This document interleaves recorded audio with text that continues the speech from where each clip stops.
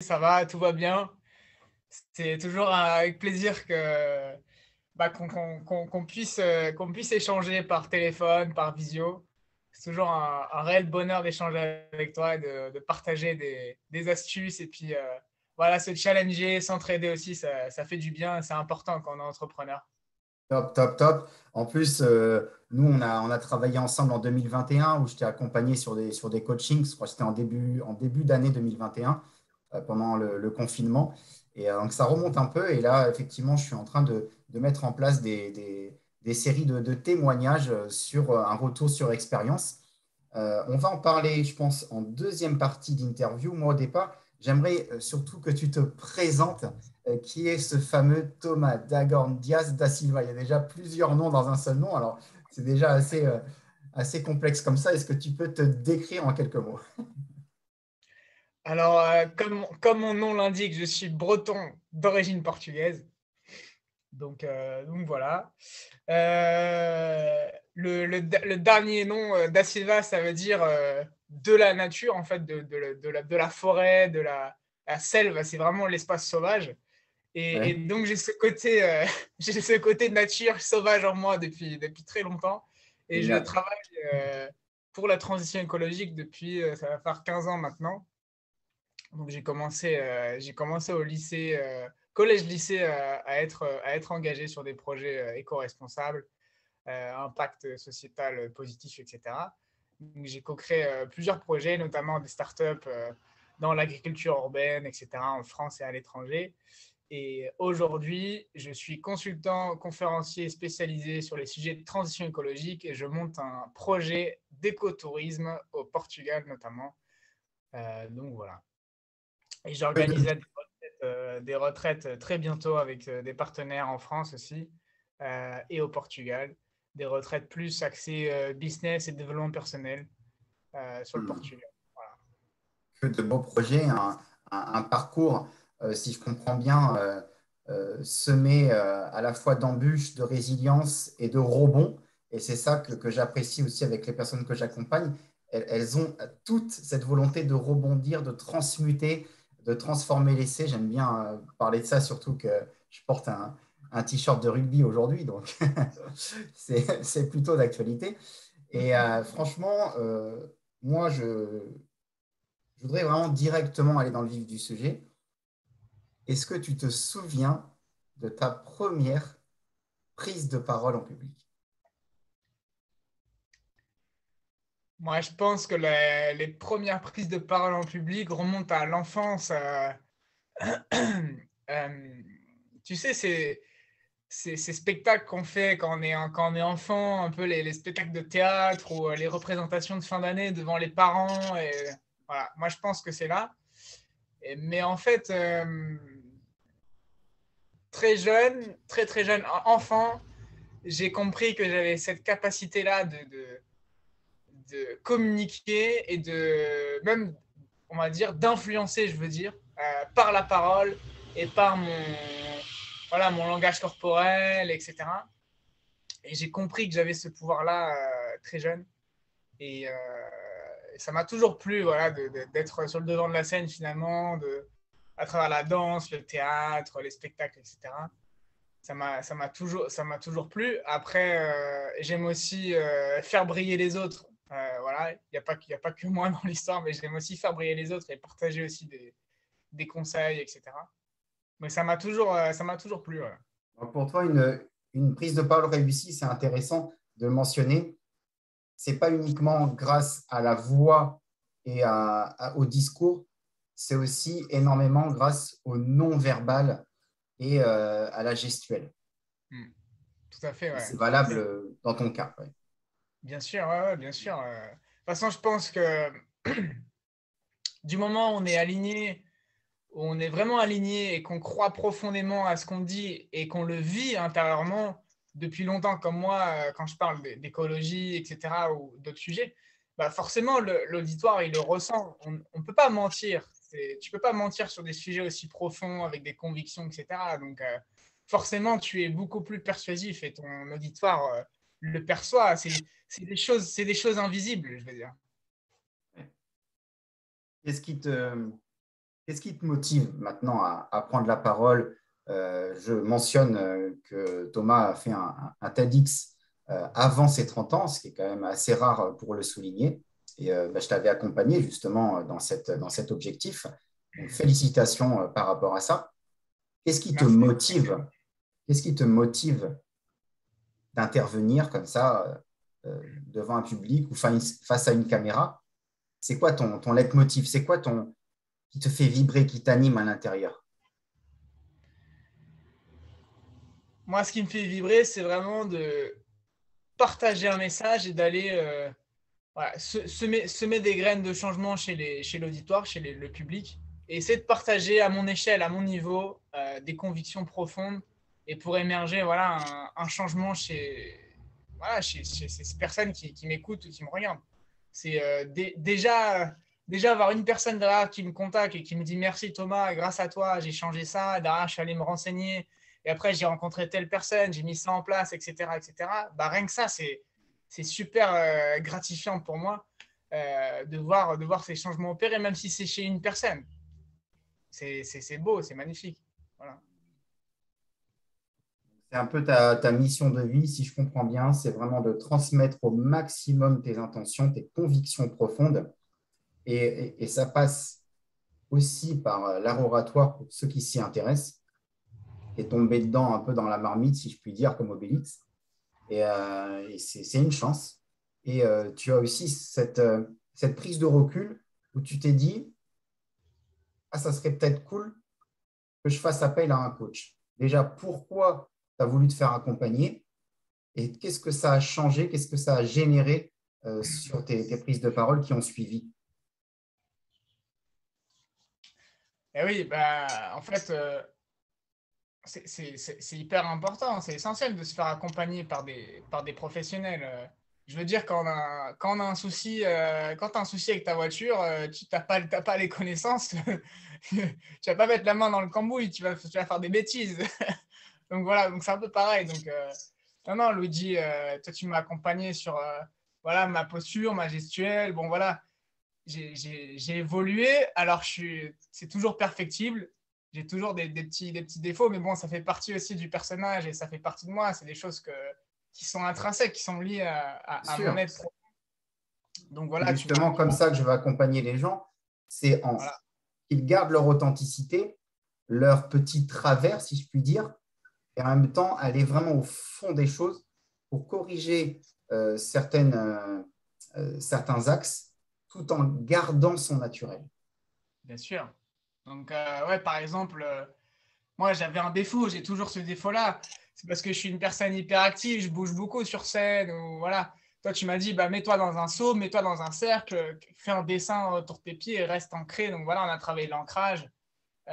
Bon, voilà, j'ai toujours un peu de mal parce que voilà, j'aime bien bouger, j'aime bien aller de droite à gauche et aller voir les gens, même descendre. Des fois, ça m'arrive aussi de descendre de la scène et aller voir les gens, me mettre à leur niveau en fait, parce qu'il y a ce problème aussi des fois de la scène où, où tu es vu, Côté voilà, supérieur un peu.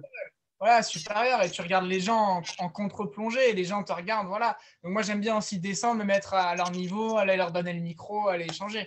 Et ça, c'est des trucs que je fais. Bon, voilà, j'ai mes trucs, on va dire, j'ai mes trucs de speaker, de conférencier. Mais c'est vrai que tu m'as accompagné sur pas mal de choses, notamment ça, ouais, notamment la posture, les gestes, face caméra, parce que le fait de parler en public devant une assemblée, une réunion ou une conférence, et de parler face caméra, c'est deux choses totalement différentes. Donc voilà, faut être préparé. Euh, Moi, la première prise de parole que j'ai fait face caméra, je m'en souviens très très très bien, c'était au Salon des entrepreneurs. J'étais en direct dans tout le salon, sur tous les écrans. C'était rediffusé derrière via les échos Start. Et c'était la chaîne YouTube, c'est WeDoBee, si je m'en souviens bien. D'ailleurs, c'est moi qui ai fait un des records de vues à l'époque. C'était, je Bravo. pitchais ma startup en moins d'une minute, donc c'était en 50 secondes, je crois. Donc un exercice Au très combien compliqué pour compliqué. On avait pitcher travaillé une startup. sur le coaching du petit-déj des speakers, je crois. Bon, c'était 7 minutes, Ouais, mais ça restait un exercice assez délicat que tu as, je trouve, bien réalisé. Merci, merci. Ouais, 7 minutes, c'est encore différent. Donc là, c'était 50 secondes. J'avais 50 secondes pour pitcher ma startup. Et c'était une startup voilà, c'était à l'époque, c'était agriculture urbaine, production de microalgues, alimentation humaine, etc. Donc c'était avec des technologies hyper complexes. Et donc c'était immensément difficile de résumer ça en 50 secondes. Mais bon, voilà, j'avais plus ou moins bien réussi avec des défauts dans la respiration, il y avait le stress, etc. Et ça se ressentait. Bon, voilà, aujourd'hui, j'en rigole. Mais bon, c'était complexe. C'était complexe. Ouais. Est-ce que justement ces exercices t'ont aidé maintenant avec les clients? Il faut rappeler quand même que tu as des clients à l'international. Je le rappelle aussi pour ceux qui nous écoutent, Thomas est polyglotte, parle plusieurs langues, notamment le portugais. Il a des grandes connexions aussi avec le Brésil, etc. Et son pays d'origine, le Portugal.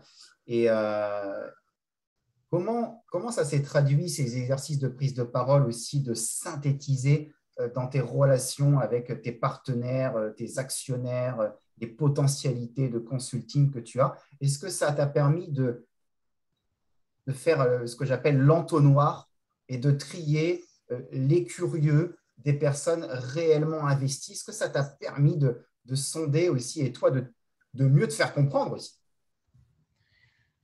Et oui, effectivement, c'est vraiment ça, l'image de l'entonnoir. C'est exactement ça. Ça m'a permis vraiment de filtrer, de me concentrer sur l'essentiel et de travailler vraiment avec des gens, des personnes qui me correspondent. Voilà. Et ça, c'est très, très important. Moi, dans une rencontre business, quand je me fais démarcher ou que je démarche ou qu'on m'appelle, etc., qu'on m'envoie un email ou un message sur LinkedIn, je vais sentir si ça va coller ou pas au niveau, voilà, au niveau énergétique. On le ressent. Et moi, j'ai pas envie de travailler dans des mauvaises conditions, dans des mauvais échanges humains, etc.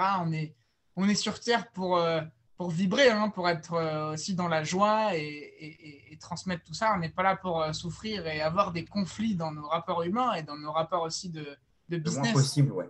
Voilà, donc moi, ça, c'est important pour moi. Aujourd'hui, j'ai la chance de m'entourer de personnes qui ont des valeurs très proches des miennes et qui agissent tous et toutes à leur niveau, à des échelles différentes, que ce soit sur la France, l'Europe, le Brésil, le Portugal, enfin voilà. Ou dans d'autres pays aussi, je travaille avec des personnes en Afrique et voilà, c'est super aussi. Donc voilà, mais Ça permet de canaliser vraiment aussi, de trier. Ça se fait aussi de temps en temps par téléphone et par visio. On sent bien tout de sûr. suite si une personne veut prendre le dessus sur toi ou veut être plus dans un mode de collaboration, win-win. On le perçoit de plus en plus et c'est indirectement lié aussi au cheminement que tu fais depuis des années. Euh, Bien sûr. Pas forcément grâce à mes coachings, mais grâce à toutes les inspirations que tu peux avoir. D'ailleurs, est-ce que tu as des mentors, des orateurs qui t'inspirent et que tu dis, oh là, tu les écoutes, tu les réécoutes, tu dis, fou, c'est fou, quoi. Ouais, moi, je pense que depuis des années, il y a, il y a notamment c'est Caprio qui m'a, comment dire, qui m'a interpellé beaucoup, qui me fait, voilà, ça me parle beaucoup, ses messages, etc. Il utilise sa popularité pour partager des messages forts sur l'écologie. J'ai notamment Mathieu Ricard que j'aime beaucoup, Christophe André, voilà, des personnes comme ça. Que Frédéric tu as Lenoir aussi. rencontré d'ailleurs, Mathieu Ricard. J'ai rencontré Mathieu Ricard ouais, à Rennes. On s'est rencontrés, on a discuté quelques minutes, c'était très très fort. C'était très très beau, une très belle rencontre. Donc, voilà, Frédéric Lenoir qui est aussi ami avec Christophe André et Mathieu Ricard. Hein, tout ça, c'est des personnes qui sont très très très proches. Voilà, en personnage, je dirais, assez connu en France et masculin. Voilà, avec Caprio qui m'interpelle beaucoup. Après, il y a des gens qui sont plus de ce monde, voilà, des grands orateurs. Je pense à Martin Luther King, par exemple, voilà, Oui. des personnes comme ça. Mandela aussi, Rosa Parks, etc. Ça permet de rebondir sur cette phase artistico-médiatique. Et te connaissant, je sais que tu es un être sensible, comme finalement toutes les personnes de cette terre qui parfois se le cachent. Et là, je voudrais rebondir sur la sensibilité, voire l'hypersensibilité en tant qu'entrepreneur, en tant qu'orateur. Comment tu arrives à surfer sur ces vagues-là? Parce que c'est parfois simple et parfois c'est compliqué. Comment tu arrives à t'affirmer en tant qu'entrepreneur sensible, voire hypersensible, ça c'est à toi de me le dire, mais comment tu arrives à transmuter, à te faire comprendre et à valider vraiment le potentiel que tu as avec cette particularité finalement?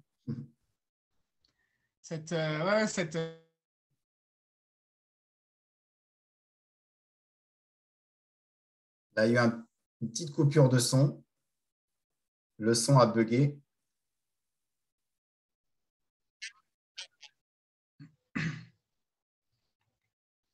Donc, c'était ou c'est peut-être encore d'actualité, peut-être un peu difficile à certains moments, peut-être plus facile à certains moments puisque tu t'affirmes de plus en plus. Comment tu réagis et en fonction des situations? C'est intéressant. Bah, je vais reprendre une phrase de Thomas d'Azenbourg que j'aime beaucoup et que tu connais aussi, Luigi. C'est cessez d'être gentil, soyez vrai. Et voilà, et c'est d'ailleurs le petit livre, j'ai lu son petit livre là, et j'ai regardé pas mal de ses conférences, de ses messages aussi sur Internet. Et je trouve ça essentiel. Hein. C'est essentiel pour moi de m'affirmer en tant que, voilà, en tant que personne et de, voilà, de vivre comme je suis, partager les messages auxquels je crois, etc. Et que ce soit personnellement comme professionnellement, pour moi, c'est essentiel. C'est, je dirais même vital. Et je Donc, pense. selon toi la sensibilité, excuse-moi de te couper, selon toi, la sensibilité, c'est plus une force, c'est plus une vérité qu'on doit mettre en avant pour attirer les personnes qui nous correspondent réellement. Tout à fait, ouais, exactement. Pro et perso, finalement. Bien sûr, bien sûr. Que ce soit dans les relations amicales, amoureuses, professionnelles, pour moi, c'est lié. C'est lié et ça, encore une fois, on revient à ce schéma de l'entonnoir et du tri, un essaimage naturel qui se fait. Franchement, c'est hyper efficient.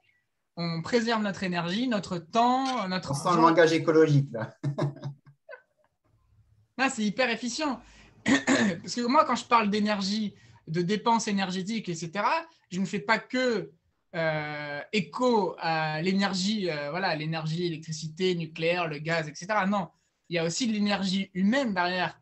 Écologie personnelle. Voilà, l'écologie personnelle, et c'est essentiel. C'est essentiel. Et donc, c'est lié à ça. C'est lié à notre alignement, à nos valeurs, à notre sensibilité, etc. Pour moi, aujourd'hui, ce sont mes forces. Après, oui, il y a des jours où c'est difficile, où on est dans le creux de la vague, etc., où on est pris par nos peurs, nos schémas, nos émotions, etc. Mais bon, voilà, il y a aussi de belles choses, de belles choses qui nous amènent. Voilà. Moi, je crois que ce sont nos forces, voilà, nos sensibilités, notre Un beau hypersensibilité. message. En tout cas, merci de ce partage. Ça va inspirer plus d'une personne, je pense, qui parfois se pose la question, est-ce que je suis utile dans ce monde? Est-ce que je vais y arriver? Est-ce que je vais trouver ma place? Est-ce que, alors qu'en fait, on doit, selon la discussion qu'on a, rester soi-même le plus possible en se corrigeant, en apprenant, en évoluant. Ça n'empêche pas, l'un n'empêche pas l'autre.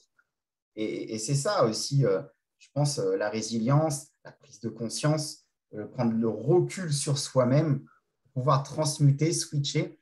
Et depuis le temps qu'on se suit, je crois depuis 2019, au fond, on se suit et on a aussi indirectement lié une amitié à travers tout ça. Et ce qui fait qu'on a une relation authentique ensemble, que tu aies été coaché ou pas, ça s'est fait comme ça naturellement. Et c'est ce qu'on veut envoyer aussi à nos followers, à nos clients. On veut envoyer, j'aime pas trop le mot bienveillance, mais carrément de l'amour avec un grand A, l'amour de la vie, la joie, le fait qu'on se sent parfois étriqué. Ben, en fait, oui, ça arrive, mais derrière, il faut propulser, se propulser et de temps en temps se faire accompagner. C'est exactement ça. Et je dirais aussi que, entre nous, on est deux hommes, etc. C'est aussi important en tant qu'homme en 2022 d'affirmer nos sensibilités et de ne pas avoir peur, de ne pas les cacher. Faut pas avoir honte. Faut pas avoir honte, je pense, de ces sensibilités-là. Et voilà, en tout cas, c'est aussi, je voulais appuyer sur ce message parce que qui me semble essentiel. Voilà. Est-ce que tu as un mantra pour terminer cet entretien? Est-ce que tu as un mantra? Est-ce que tu as une phrase que tu te dis intérieurement avant de rentrer sur scène ou avant de prendre une parole publique? Ce petit mantra, ce petit truc que tu te dis ou pas, on veut savoir, les gens veulent savoir. Bah, ce que je me dis, c'est que de toute façon, on est tous là pour passer un bon moment. Voilà, peu importe si je fais une erreur, si, voilà, si je fais quelque chose entre guillemets, incorrect. On est tous là pour passer un bon moment. Et voilà, le public aussi est là pour te soutenir. Et vas-y, fonce, n'aie pas peur. Et ça va bien se passer de toute façon. On est là pour kiffer, quoi. Voilà.